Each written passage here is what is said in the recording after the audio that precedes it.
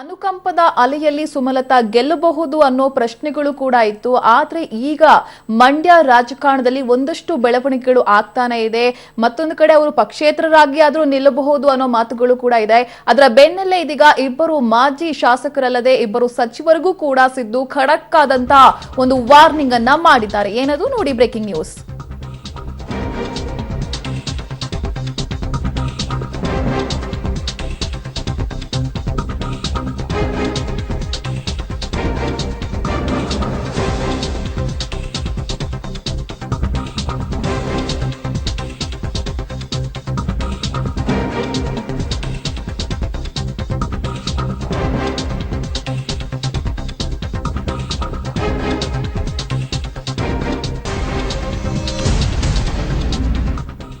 ಇಬ್ಬರು ಮಾಜಿ ಶಾಸಕರಲ್ಲದೆ ಇಬ್ಬರು ಸಚಿವರಿಗೂ ಕೂಡ ಸಿದ್ದು ಖಡಕ್ ವಾರ್ನಿಂಗ್ ಅನ್ನ ಮಾಡಿದ್ದಾರೆ. ಅಂಬರೀಶ್ ನಿಮ್ಗೆ ಹೇಗೆ ಸ್ನೇಹಿತರೋ ಹಾಗೆ ನನ್ಗೂ ಕೂಡ ಫ್ರೆಂಡೇ.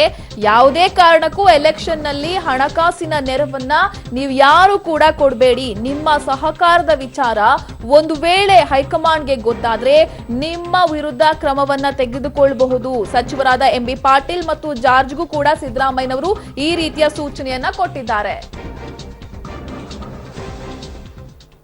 ಯಾವುದೇ ಕಾರಣಕ್ಕೂ ಹಣಕಾಸಿನ ನೆರವನ್ನ ಇಲ್ಲಿ ನೀವು ಸುಮಲತಾಗೆ ಕೊಡಬಾರ್ದು.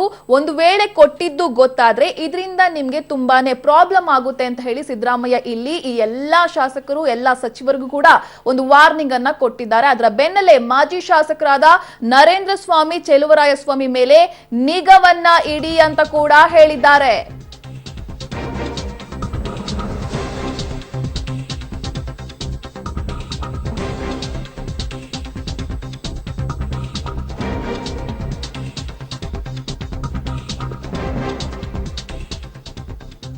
ಮಾಜಿ ಶಾಸಕರಾದ ನರೇಂದ್ರ ಸ್ವಾಮಿ ಚೆಲುವರಾಯಸ್ವಾಮಿ ಮೇಲೆ ನಿಗಾ ಇಡಿ. ಎಲೆಕ್ಷನ್ ನಲ್ಲಿ ಸುಮಲತಾ ಪರ ಕೆಲಸ ಮಾಡದಂತೆ ಅವರಿಗೆ ಬುದ್ಧಿವಾದವನ್ನ ಹೇಳಿ. ಸಚಿವ ಜಮೀರ್ ಅಹಮದ್ಗೂ ಕೂಡ ಮಾಜಿ ಸಿಎಂ ಸಿದ್ದರಾಮಯ್ಯನವರು ಸೂಚನೆಯನ್ನ ಕೊಟ್ಟಿದ್ದಾರೆ.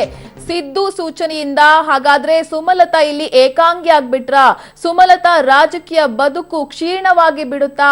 ಒಂದ್ ಕಡೆ ಬಿಜೆಪಿಗರು ಸಪೋರ್ಟ್ ಮಾಡುವಂತ ಚಾನ್ಸಸ್ ಇದೆ, ಆದ್ರೆ ಅವ್ರಿಗೆ ಕಾಂಗ್ರೆಸ್ ನಿಂದ ಟಿಕೆಟ್ ಅನ್ನ ಪಡ್ಕೊಂಡೇ ನಿಲ್ಲುವ ಒಂದು ಆಸೆ ಇತ್ತು. ಆದ್ರೆ ಕೊನೆಯವರೆಗೂ ಕೂಡ ಅವರ ಆಸೆ ಇಲ್ಲಿ ಪೂರ್ಣವಾಗುವಂತ ಲಕ್ಷಣಗಳು ಕಂಡು ಬರ್ತಾ ಇಲ್ಲ. ಇಲ್ಲಿ ಸ್ವತಃ ಸಿದ್ದರಾಮಯ್ಯನವರೇ ಈ ಎಲ್ಲಾ ರೀತಿಯಲ್ಲಿ ವಾರ್ನಿಂಗ್ ಅನ್ನ ಕೊಟ್ಟಿದ್ದಾರೆ ಅಂತ ಹೇಳಿದ್ರೆ ಗ್ರ್ಯಾಂಡ್ ಎಂಟ್ರಿ ಕೊಡುವ ಅಂತ ನಿರೀಕ್ಷೆಯಲ್ಲಿದ್ದಂತ ಇವ್ರೀಗ ಏಕಾಂಗಿ ಆಗ್ಬಿಟ್ರ. ಯಾವುದೇ ಕಾರಣಕ್ಕೂ ಹಣಕಾಸಿನ ನೆರವು ಕೊಡಬೇಡಿ ಅಂತ ಹೇಳಿದ್ದಾರೆ. ಹಾಗಾದ್ರೆ ಮುಂದೆ ಏನಾಗಬಹುದು ಇವರ ರಾಜಕೀಯ ಭವಿಷ್ಯ ಅಂತ ಹೇಳಿ ಸುಖೇಶ್ ಇಲ್ಲಿ ಕಂಪ್ಲೀಟ್ ಆಗಿ ಸುಮಲತಾ ಏಕಾಂಗಿ ಆಗ್ಬಿಟ್ಟಿದ್ದಾರೆ. ಹಣಕಾಸಿನ ನೆರವು ಕೊಡಬೇಡಿ ಅಂತ ಹೇಳಿ ಎಲ್ಲರಿಗೂ ಕೂಡ ಸಿದ್ದರಾಮಯ್ಯನವರು ವಾರ್ನಿಂಗ್ ಮಾಡಿದ್ದಾರೆ. ಹಾಗಾದ್ರೆ ಮುಂದೆ ಏನು ಅನ್ನೋ ಬಹುದೊಡ್ಡ ಪ್ರಶ್ನೆ.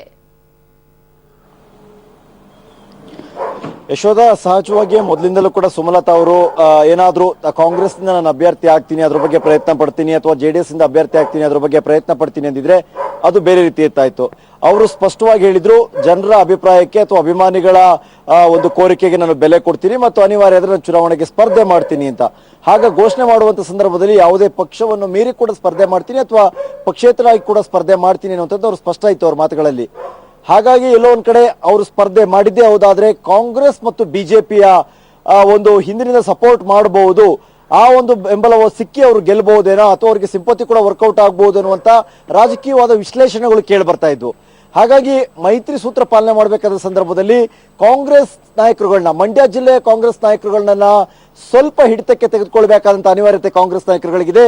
ಈ ನಿಟ್ಟಿನಲ್ಲಿ ಬುದ್ಧಿ ಮಾತನ್ನ ಹೇಳಿರ್ಬೋದು. ಇನ್ನು ಜಾರ್ಜ್ ಮತ್ತು ಎಂಬಿ ಪಾಟೀಲ್ ಅವರ ವಿಚಾರಕ್ಕೆ ಬರೋದಾದ್ರೆ ಅಂಬರೀಶ್ ಅವರಿಗೆ ಪಕ್ಷಾತೀತವಾಗಿ ಸಾಕಷ್ಟು ಜನರೊಂದಿಗೆ ಆತ್ಮೀಯ ಒಡನಾಟಗಳಿತ್ತು. ವಿಶೇಷವಾಗಿ ಕೆಜೆ ಜಾರ್ಜ್, ಎಂಬಿ ಪಾಟೀಲ್ ರಂತವರು ಕೂಡ ಸಾಕಷ್ಟು ಆತ್ಮೀಯ ಒಡನಾಟವನ್ನು ಹೊಂದಿದ್ದ ಸ್ನೇಹಿತರುಗಳಾಗಿದ್ರು.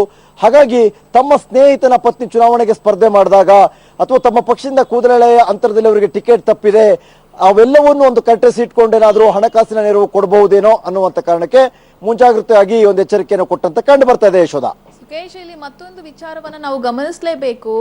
ಎಲೆಕ್ಷನ್ ಆಗೋ ತನಕ ನೀವೆಲ್ಲರೂ ಕೂಡ ಸುಮ್ಮನೆ ಇರಿ ಅನ್ನೋ ಒಂದು ಅರ್ಥದಲ್ಲೂ ಕೂಡ ಸಿದ್ದರಾಮಯ್ಯನವರು ಮಾತನಾಡಿದ್ದಾರೆ. ಇದರ ಒಳಸಂಚು ಏನು ಹಾಗಾದ್ರೆ ಅಂತ ಹೇಳಿ? ಇದರಲ್ಲಿ ಒಳಸಂಚು ಅನ್ನೋ ಪ್ರಶ್ನೆ ಬರಲ್ಲ ಯಶೋಧ. ಸಹಜವಾಗಿ ಸಾಕಷ್ಟು ಬಾರಿ ಸಾಕಷ್ಟು ಪಕ್ಷದ ವೇದಿಕೆಗಳಲ್ಲಿ ಸಿದ್ದರಾಮಯ್ಯ ಅವರು ಮಾತನ್ನು ಹೇಳಿದ್ದಾರೆ. ಮತ್ತು ನಮ್ಮ ತಾಳ್ಮೆ ಇರುವಂತದ್ದು ಲೋಕಸಭೆ ಚುನಾವಣೆವರೆಗೆ ನಾವು ತಾಳ್ಮೆಯನ್ನು ವಹಿಸಲೇಬೇಕು ಅನ್ನುವಂತ ಮಾತನ್ನು ಹೇಳಿದ್ರು. ರಾಹುಲ್ ಗಾಂಧಿ ಅವರು ಹೇಳಿದರೆ ಲೋಕಸಭೆ ಚುನಾವಣೆಯವರೆಗೆ ತಾಳ್ಮೆಯಿಂದ ಇರಿ ಅಂತೇಳಿ. ಆ ಕಾರಣಕ್ಕೆ ನಾವು ಸುಮ್ಮನಾಗಬೇಕಾಗುತ್ತೆ, ಯಾವುದೇ ನಮ್ಮ ವಿರೋಧವನ್ನ ಅಥವಾ ಮೈತ್ರಿ ಸರ್ಕಾರದ ಬಗ್ಗೆ ಬಹಿರಂಗ ಮಾತುಗಳನ್ನ ಆಡಬಾರ್ದು ಅನ್ನುವಂಥ ಸೂಚನೆಯನ್ನ ಮೊದಲೇ ಕೊಟ್ಟಿದ್ರು. ಅಲ್ಲಿಗೆ ಒಂದಂತೂ ಸ್ಪಷ್ಟವಾಗುತ್ತೆ, ಈ ಬಾರಿಯ ಲೋಕಸಭೆ ಚುನಾವಣೆ ಮುಗಿದ ನಂತರದಲ್ಲಿ ಕಾಂಗ್ರೆಸ್ ಜೆಡಿಎಸ್ ಮೈತ್ರಿ ಸರ್ಕಾರದ ಹಾದಿ ಇಷ್ಟು ಸುಗಮವಾಗಿ ನಡೆಯುತ್ತೆ ಅನ್ನುವ ಬಗ್ಗೆ ಹೇಳಲಿಕ್ಕೆ ಸಾಧ್ಯವಿಲ್ಲ.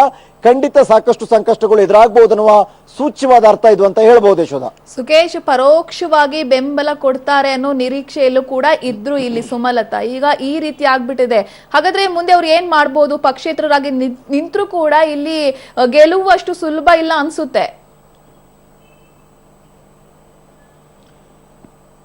ಮಂಡ್ಯ ಜಿಲ್ಲೆಯ ಜನರ ಅಥವಾ ಮಂಡ್ಯ ಲೋಕಸಭಾ ಕ್ಷೇತ್ರದ ಜನರ ಮನಸ್ಥಿತಿಯ ಮೇಲೆ ಅವರ ಸೋಲು ಗೆಲುವು ನಿರ್ಧಾರವಾಗುತ್ತೆ. ಹಿಂದಿನ ಬೇರೆ ಬೇರೆ ಹಂತಗಳಲ್ಲಿ ರಾಜಕಾರಣದಲ್ಲಿದ್ದಂಥ ನಾಯಕರುಗಳು ತೀರ್ಕೊಂಡಾಗ ಅವರ ಪತ್ನಿಯರು ಸ್ಪರ್ಧೆ ಮಾಡಿದಾಗ ಸಹಜವಾಗಿ ಅಂತವ್ರನ್ನ ಬೆಂಬಲಿಸಿದಂಥ ಇತಿಹಾಸ ಮಂಡ್ಯ ರಾಜಕಾರಣಕ್ಕೆ ಇದೆ. ಮತ್ತು ಅಂಬರೀಷ್ ವಿಚಾರಕ್ಕೆ ಬರೋದಾದ್ರೆ ರಾಜಕೀಯವನ್ನು ಮೀರಿದಂಥ ಪ್ರೀತಿಯೂ ಕೂಡ ಸುಮಲತಾ ಅವರ ವಿಚಾರದಲ್ಲಿ ಇತ್ತು. ಆದ್ರೆ ಅಲ್ಲಿನ ರಾಜಕೀಯ ಸ್ಥಿತಿ ಪ್ರಸ್ತುತ ಜೆಡಿಎಸ್ ನ ಸುಮಾರು 7-8 ಜನ ಶಾಸಕರುಗಳು ಇರುವಂತದ್ದು ಮತ್ತು ಕಾಂಗ್ರೆಸ್ ಅದರ ಮೈತ್ರಿಯ ಭಾಗವಾಗಿರುವಂತದ್ದು. ಅಲ್ಲಿ ಯಾವುದೇ ಕಾರಣಕ್ಕೂ ಮೂರನೇ ಶಕ್ತಿ ಅನ್ನುವಂಥದ್ದೇ ಇರಲಿಲ್ಲ. ಆ ಮೂರನೇ ಶಕ್ತಿಯಾಗಿ ಈಗ ಸುಮಲತಾ ಹೊರಹೊಮ್ಮಬೇಕಾಗುತ್ತೆ ಮತ್ತು ಇಬ್ಬರಿಗೆ ಒಬ್ಬರೇ ನಿಂತು ಫೈಟ್, ಅಂದ್ರೆ ಕಾಂಗ್ರೆಸ್ ಮತ್ತು ಜೆಡಿಎಸ್ಗೆ ಒಬ್ಬರ ಏಕಾಂಗಿಯಾಗಿ ಫೈಟ್ ಅನ್ನು ಕೊಡಬೇಕಾಗುತ್ತೆ. ಆ ವಿಚಾರದಲ್ಲಿ ಸುಮಲತಾ ಎಷ್ಟರ ಮಟ್ಟಿಗೆ ಯಶಸ್ವಿ ಆಗ್ತಾರೆ ಅನ್ನುವಂಥದ್ದು ಪ್ರಶ್ನೆ. ಅವ್ರು ಯಶಸ್ವಿ ಆಗೋದ್ರ ಮೇಲೆ ಅವರು ಸೋಲು ಗೆಲುವು ನಿರ್ಧಾರ ಆಗುತ್ತೆ. ಹಾಗಂತ ಜೆಡಿಎಸ್ ನಿಂದ ಏನಾದ್ರು ನಿಖಿಲ್ ಕುಮಾರಸ್ವಾಮಿ ಸ್ಪರ್ಧೆ ಮಾಡೋದಾದ್ರೆ ದೊಡ್ಡ ಮಟ್ಟದ ಒಂದು ಫೈಟ್ ಅಲ್ಲಿ ನಡೆಯುತ್ತೆ. ಯಶೋಧ, ಸುಕೇಶ್, ಇಷ್ಟೊಂದು ಸುದ್ದಿ ಕೊಟ್ಟಿದ್ದು ನಾನು ಯಶೋಧ. ನೆನಪಿರ್ಲಿ, ನ್ಯೂಸ್ ಅಂಡ್ ರಿಪಬ್ಲಿಕ್ ಟಿವಿ.